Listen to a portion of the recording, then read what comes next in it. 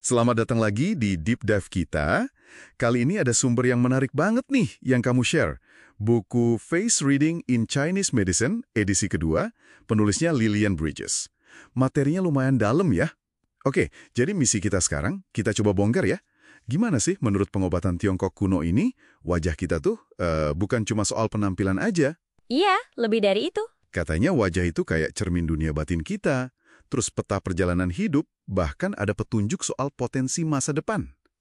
Kita bakal lihat konsep wajah asli, sama gimana wajah kita tuh berubah terus.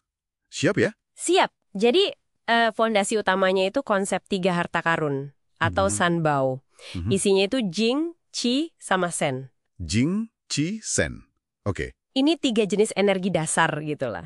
Nah, Jing itu bisa dibayangin kayak esensi warisan kita.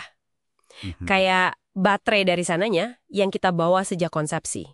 Oh, modal awal gitu ya? Betul. Kualitasnya sering kelihatan dari struktur dasar wajah. Kayak misalnya tulang rahang atau dahi yang kokoh gitu. Oke. Terus kalau Qi sama Shen, gimana tuh? Nah, kalau Qi itu energi vitalitas harian. Bahan bakar kita buat hidup, gerak, mikir. Di wajah ini kelihatan dari warna kulit yang sehat, terus kelembapannya, energinya secara umum. Jadi kalau Qi-nya bagus, wajahnya kelihatan hidup gitu ya? Persis, kelihatan seger gitu. Nah, kalau Shen, ini roh atau kesadaran kita. Ini yang paling halus energinya. Paling kelihatan di mana tuh, Shen? Paling jelas sih dari cahaya di mata, tapi juga ngasih semacam kehadiran atau karisma ke seluruh wajah. Jadi, keseimbangan sama kekuatan 3 ini, Jing, Qi, Shen, itu yang coba dibaca lewat wajah. Wah, menarik banget ya, gimana energi yang nggak kelihatan gitu dihubungin ke fitur fisik. Ini jadi inget kutipan dari neneknya si penulis buku. Oh iya, yang soal usia itu kan? Iya, betul. Dia bilang, dari lahir sampai 25, wajah kita itu pemberian ibu. Terus 25 sampai 50, nah kita sendiri yang nyiptain wajah kita. Kita yang bentuk ya. Dan setelah 50, katanya kita dapat wajah yang pantas kita dapatkan. Agak serem ya di akhir, tapi dia nambahin, bahkan setelah 50 pun, kita masih bisa kok mengubah wajah kita. Gimana nih nyambungnya sama Jing, Qi, Shen tadi? Itu relevan banget kutipannya.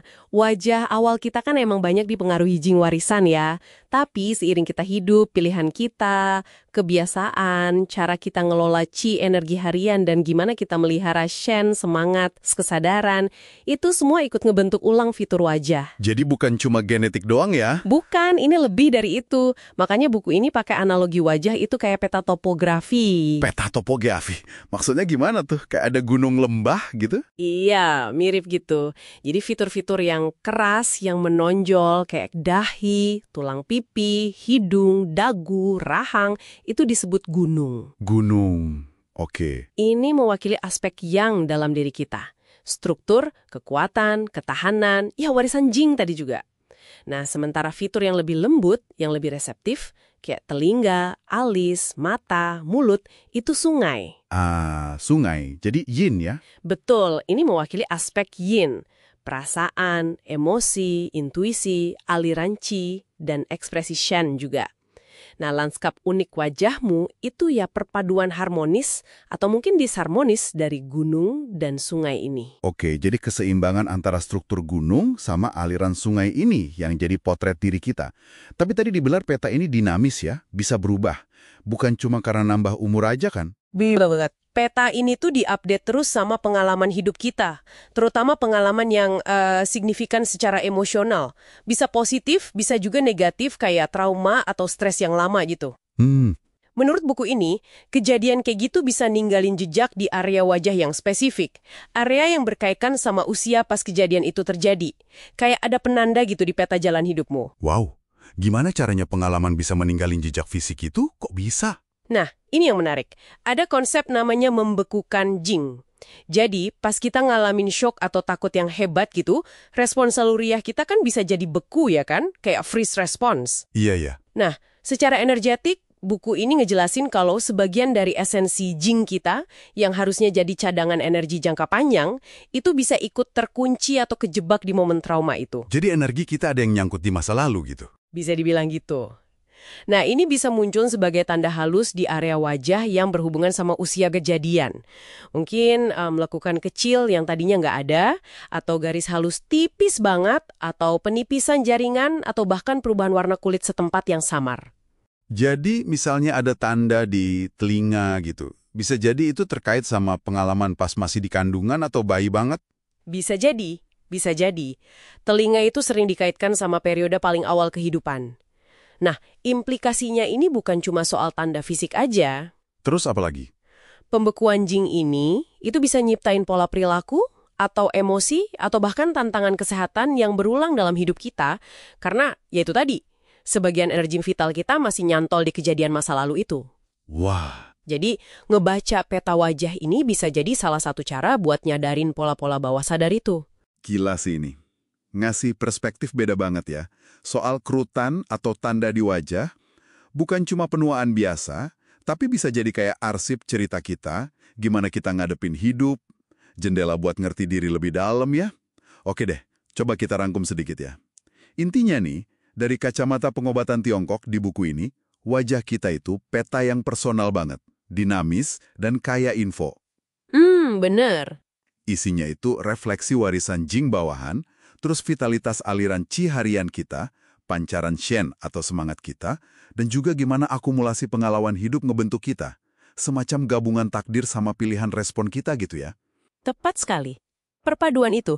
Dan sebagai penutup nih, ada satu pemikiran lagi dari materi ini yang mungkin menarik buat kamu renungin lebih lanjut. Apa tuh? Buku ini ngebahas soal adanya potensi penyumbatan dalam aliran energi kehidupan yang tadi kita sebut sungai itu kan. Iya, si sungai. Nah, penyumbatan ini bisa kelihatan sebagai garis-garis vertikal tertentu di tengah wajah. Contohnya tuh kayak jarum tergantung, bahasa Inggrisnya suspended needle, biasanya muncul di antara alis. Atau hati berdarah, bleeding heart, di ujung hidung. Jarum tergantung sama hati berdarah. Apa artinya tuh garis-garis spesifik gitu? Ini bukan kerutan biasa ya. Menurut interpretasi di buku ini, jarum tergantung itu misalnya sering dikaitin sama rasa frustrasi. Mungkin karena potensi diri, ide, atau ambisi yang nggak bisa tersalurkan atau diekspresikan. Kayak ada yang ketahan gitu. Oke. Kalau yang hati berdarah? Nah, kalau hati berdarah di ujung hidung, itu bisa jadi penanda energi yang terkuras. Mungkin karena terlalu banyak berkorban atau terlalu mendahulukan kebutuhan orang lain sampai ngabain diri sendiri. Intinya sih, garis-garis ini dianggap kayak sinyal visual bahwa ada sesuatu yang ngehambat aliran alami energi kehidupanmu. Sampein sama lanskap wajahmu sekarang ini. Tentang aliran sungai kehidupanmu sendiri, kemana sebenarnya fokus dan energimu itu ngalir. Mungkin sesuatu buat kamu amati dan pikirin lebih lanjut ya. 장단 루파디 서브스크라이브 사마 라이크 코멘단 사란인 부구 아파 양모디브의 링카산 시우 어게인